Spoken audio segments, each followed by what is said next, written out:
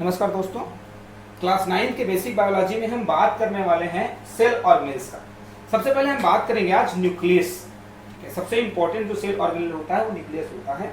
इसको हम लोग कंट्रोल सेंटर भी कहते हैं, ठीक है, या पावर सेंटर भी कहते हैं, क्योंकि पूरा जो सेल आपका है उस सेल के एक्टिविटीज को न्यूक्लियस कंट्रोल करता है, इसलिए हम इसको कंट्रोल सेंटर भी कहते हैं।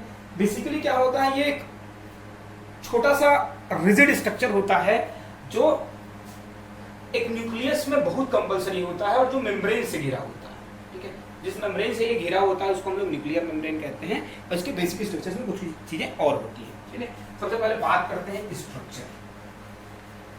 स्ट्रक्चर क्या होता है, तो याद रखिए किसी भी न्यूक्लियस का जो आउटर लेयर है, ठीक है, वो डाई लेयर मतलब 2 लेयर का मेम्ब्रेन होता है। ठीक है, इस 2 लेयर के मेम्ब्रेन को हम लोग न्यूक्लियर मेम्ब्रेन कहते हैं। ठीक है, क्या कहते हैं, न्यूक्लियर। ठीक, ये न्यूक्लियर मेम्ब्रेन है। ये न्यूक्लियर मेम्ब्रेन जो होता है वो पोरस होता है, प्रोटीन का बना एक पोरस होता है। पोरस का मतलब क्या है, बीच बीच में छोटे छोटे गैप होते हैं। ठीक है, जिस गैप के थ्रू जो है ये ट्रांसमिशन करता है डिफरेंट मटेरियल्स का। ठीक है, तो इसको बोलेंगे हम लोग न्यूक्लियर पोर। न्यूक्लियर पोर, ठीक है, ये बाई लेयर है। ठीक है, ये आपका एक्सटर्नल लेयर और इंटरनल लेयर 2 लेयर का बना होता है मेम्ब्रेन, जो प्रोटीन का बना होता है। ठीक है, ये आपका फर्स्ट पार्ट है। ठीक है, अब बात करते हैं इसके ठीक अंदर, तो कुछ ऐसा थ्रेड लाइक स्ट्रक्चर्स होते हैं। ठीक है, इन थ्रेड लाइक स्ट्रक्चर्स को हम लोग क्रोमेटीन कहते हैं। क्या कहते हैं, क्रोमेटीन्स। ठीक है,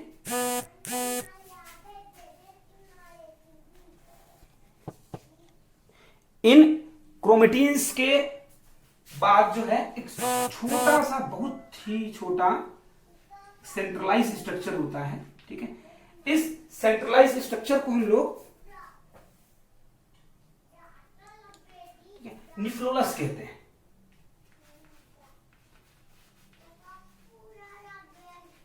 न्यूक्लियस, हिंदी में इसको केंद्रिका कहते हैं। ठीक है, मतलब न्यूक्लियस के अंदर भी एक यूनाइट स्ट्रक्चर होता है। ठीक है, जिसको हम लोग न्यूक्लियस कहते हैं। ये चीजें, ठीक है, अब देखें इस न्यूक्लियर मेम्ब्रेन और न्यूक्लियस, इसके बीच में जितने भी मटेरियल प्रेजेंट होते हैं उन सबको हम एक साथ न्यूक्लियोप्लाज्म कहते हैं। क्या कहते हैं, न्यूक्लियोप्लाज्म। ठीक है, चीजों को समझिएगा, ध्यान से सुनिएगा कि क्या क्या है। एक जो आपका बेसिक न्यूक्लियस है उसके स्ट्रक्चर के 4 पार्ट है। सबसे पहला है न्यूक्लियर मेम्ब्रेन, जो बाइलेयर्ड होता है, पोरस होता है। ठीक, और ये जो आपका मेम्ब्रेन है, ठीक है, वो राइबोसोम्स को कंटेन किया होता है, आउटर लेयर जो है। ठीक, पोरस बीच बीच में गैप होता है, इसलिए उसको पोरस कहते हैं, पोर्स होते हैं जिससे वो आसानी से ट्रांसमिशन कर सकता है। ठीक है, एंडोप्लाज्मिक रेटिकुलम के साथ ये जुड़ा होता है, इसलिए राइबोसोम्स के डायरेक्ट कांटेक्ट में होता है मेम्ब्रेन, आउटर लेयर से, इनर लेयर नहीं, है ना। ठीक है, फिर सेकंड जो है आपका है न्यूक्लियोप्लाज्म। न्यूक्लियोप्लाज्म क्या है, न्यूक्लियर मेम्ब्रेन और न्यूक्लियोलस के बीच जो जितने भी मटेरियल्स हैं वो सबके सब एक साथ न्यूक्लियोप्लाज्म कहलाते हैं। ठीक है, अब थ्रेड लाइक स्ट्रक्चर्स होते हैं जो न्यूक्लियोलस और न्यूक्लियर मेम्ब्रेन के बीच में प्रेजेंट होता है, उसको हम लोग क्रोमेटीन्स कहते हैं। ठीक है, क्रोमेटीन क्या है, बेसिकली ये वो जेनेटिक मटेरियल्स हैं जो कैरेक्टर्स को एक जनरेशन से दूसरे जनरेशन में ट्रांसमिट करते हैं। ठीक है, transmission of characters from one generation to another generation, ये किसका काम है, क्रोमेटीन्स का। ठीक है, ये क्रोमेटीन एक्चुअल में क्या है, ठीक है, तो जेनेटिक मटेरियल जो कैरेक्टर्स को शो करता है उसको हम लोग जीनोम या जीन कहते हैं। ठीक है, वो बहुत छोटा छोटा स्ट्रक्चर होता है। ठीक है, उन जीनोम या जीन्स के कॉम्बिनेशन से थ्रेड लाइक स्ट्रक्चर बनता है, उन थ्रेड लाइक स्ट्रक्चर्स को हम लोग क्रोमोसोम कहते हैं। ठीक है, अब जब बहुत सारे क्रोमोसोम आपस में कंबाइन होकर के स्ट्रक्चर बनाते हैं, ठीक है, उसको हम लोग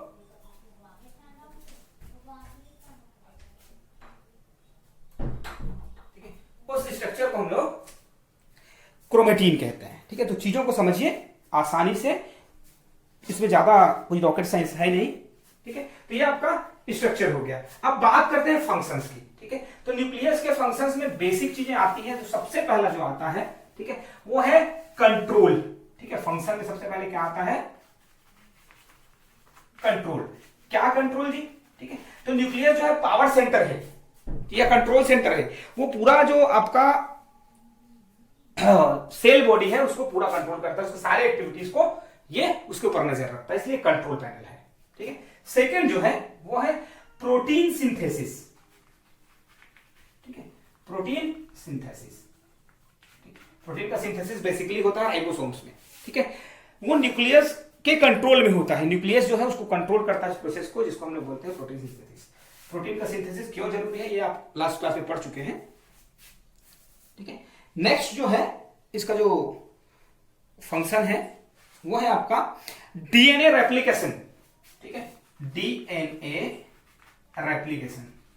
ठीक है, डीएनए रेप्लिकेशन का मतलब क्या है, तो आप लोग इसको बेसिकली ऐसे समझ सकते हैं कि किसी भी लिविंग बॉडी में समय समय में उसमें कुछ कुछ चेंजेस आते हैं। ठीक है, वो चेंजेस जो है डीएनए में होने वाले चेंज के कारण आते हैं। तो डीएनए में जो थोड़ा बहुत होने वाला चेंज है वो कहलाता है डीएनए रेप्लिकेशन। समय के साथ साथ उसके कोडिंग में जो है चेंजेस आते जाते हैं, और उस कोडिंग में चेंजेस आने के कारण जो है बॉडी में उसका इफेक्ट दिखाई देता है, बॉडी में भी चेंजेस आते हैं। ये आपका डीएनए रेप्लिकेशन कहलाता है। ठीक, फिर है ट्रांसमिशन ऑफ कैरेक्टर्स। ठीक है, किसी पेरेंट से डॉटर में, ठीक है, या one generation to another generation में जो कैरेक्टर्स का ट्रांसमिशन है, ले जाना है, एक कैरेक्टर को एक जनरेशन से दूसरे जनरेशन में लेके जाना ट्रांसमिशन कहलाता है। ये न्यूक्लियस का काम होता आपके जीन्स या जीनोम्स के थ्रू है, लेकिन बेसिकली वो किसके पार्ट है, वो न्यूक्लियस के इंटरनल पार्ट है, इसलिए टोटल न्यूक्लियस के फंक्शन में काउंट किया जाता है। ठीक है, और नेक्स्ट जो चीज है वो ये है कि it is also responsible for formation of ribosomes. ठीक है, राइबोसोम क्या है, जो प्रोटीन का सिंथेसिस को कंट्रोल करता है, मैनेज करता है, लेकिन उसके खुद के राइबोसोम के जो फॉर्मेशन होते हैं उसको कौन कंट्रोल करता है, न्यूक्लियस। ठीक है, क्या है, फॉर्मेशन ऑफ राइबोसोम्स। ठीक, तो ये आपके बेसिक फंक्शंस हैं न्यूक्लियस के। ठीक, नेक्स्ट जो सेल ऑर्गेनेल है उसमें हम बात करने वाले हैं साइटोप्लाज्म। ठीक है, साइटोप्लाज्म।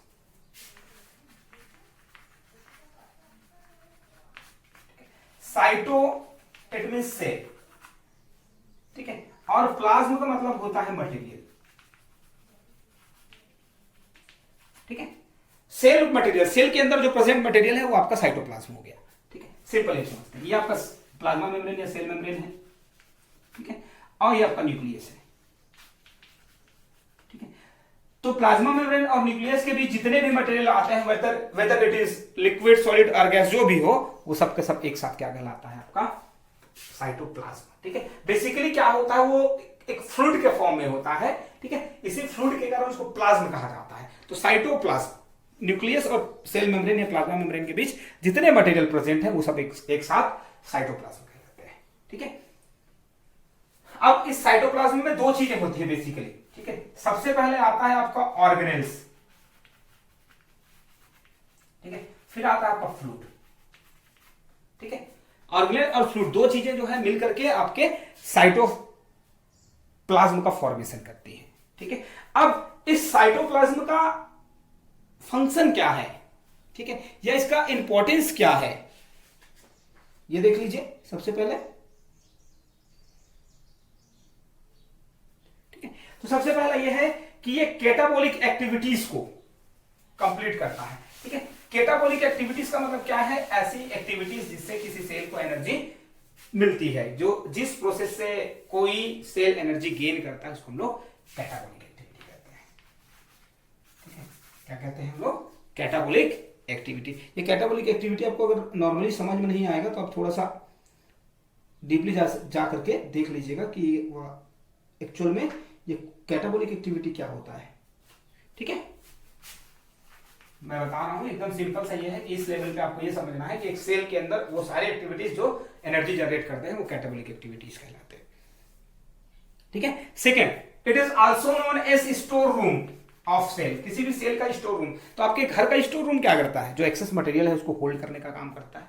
वैसे ही किसी भी सेल में जो एक्सेस चीजें हैं, जो एक्स्ट्रा चीजें हैं, उन सबको स्टोर करने के लिए ये स्टोर रूम, ठीक है, के जैसा काम करता है। दो चीज, इसका सिर्फ 3 फंक्शन है। वो तीसरा फंक्शन क्या है,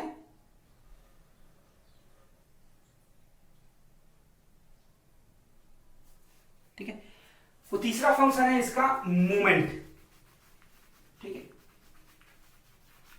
जो पार्टिकल्स या मटेरियल का मूवमेंट है, ठीक है, उस मूवमेंट को ये बना के रखता है। कैसे, न्यूक्लियस से लेकर के सेल मेम्ब्रेन तक और सेल मेम्ब्रेन से लेकर के वापस न्यूक्लियस तक, ठीक है। या ये समझ लीजिए कि ये आपका कोई लैंड है, ठीक है, और ये आइलैंड है, तो दोनों के बीच आप किसके थ्रू जा सकते हैं, ठीक है, तो शिप्स एटसेट्रा जो मीन ऑफ ट्रांसपोर्ट है, उसी तरीके का ये आपका एक मीन ऑफ ट्रांसपोर्ट है, जहां से होकर के चीजें जो है ट्रांसपोर्ट की जाती है, ठीक। तो ये बेसिक इसके फंक्शंस हैं। अब कुछ चीजों पे हमको समझ में आना चाहिए डिफरेंस क्या है, या चीजें अलग है या एक ही है, इन चीजों को समझना बहुत जरूरी है। साइटोप्लाज्म, ठीक है, न्यूक्लियोप्लाज्म,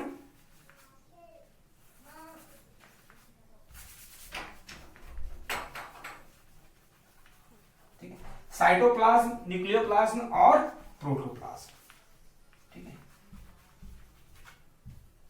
ठीक है। 3 चीजें हैं जिसके बारे में आपको समझना बहुत जरूरी है कि चीजें होती क्या है और तीनों में डिफरेंस क्या होता है। सबसे पहले देखिए साइटोप्लाज्म क्या है, ठीक है। साइटोप्लाज्म मतलब मैंने अभी थोड़ी देर पहले बताया है आपको कि न्यूक्लियस और सेल मेम्ब्रेन के बीच में जितने मटेरियल प्रेजेंट है वो सबके सब साइटोप्लाज्म कहलाते हैं, ठीक है। न्यूक्लियोप्लाज्म क्या है, ठीक है, तो किसी भी न्यूक्लियस में न्यूक्लियर मेम्ब्रेन, ठीक है, ये न्यूक्लियर मेम्ब्रेन और न्यूक्लियोलस दोनों के बीच में जो प्रेजेंट आपका मटेरियल है, ठीक है। अब इसको इस तरीके से समझिए, ये आपका सेल मेम्ब्रेन और ये न्यूक्लियस, तो दोनों के बीच जो प्रेजेंट है वो आपका साइटोप्लाज्म है, ठीक है। इस न्यूक्लियर मेम्ब्रेन से लेकर के न्यूक्लियोलस, ठीक है, दोनों के बीच जो प्रेजेंट जो है वो आपका न्यूक्लियोप्लाज्म है, ठीक है, साइटोप्लाज्म और न्यूक्लियोप्लाज्म 2 चीजें हैं, ठीक है।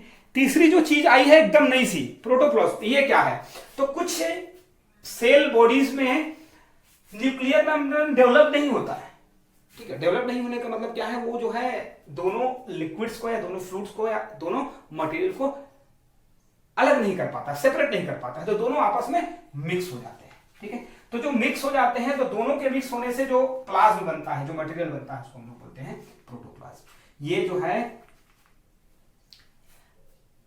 जो इनिशियल सेल्स है, बहुत इनिशियल सेल्स जिसको हम लोग प्रोकैरियोटिक सेल्स कहते हैं, उनमें इस तरीके का प्लाज्म मिलता है, जिसमें न्यूक्लियोप्लाज्म और साइटोप्लाज्म दोनों मिक्स हो जाता है, तो उसको एक साथ हम लोग प्रोटोप्लाज्म कहते हैं। ये जस्ट बिकॉज ऑफ जो आपका न्यूक्लियर मेम्ब्रेन है वो डेवलप नहीं होता है, और इसके डेवलप नहीं होने के कारण दोनों लिक्विड आपस में, दोनों जो फ्लूइड है आपस में मिक्स हो जाते हैं, दोनों के मिक्स होने से जो प्लाज्म बनता है वो आपका प्रोटोप्लाज्म कहलाता है। तो चीजें जो है आपको बहुत अच्छे से याद होनी चाहिए, साइटोप्लाज्म, न्यूक्लियोप्लाज्म, प्रोटोप्लाज्म क्या होता है, क्योंकि ये छोटी छोटी चीजें हैं, बाद में आपको, ठीक है, एक कंफ्यूजन क्रिएट कर देती है आपके लिए। तो चीजों को समझिए और रिपीट करते रहिए, ठीक है। Thank you.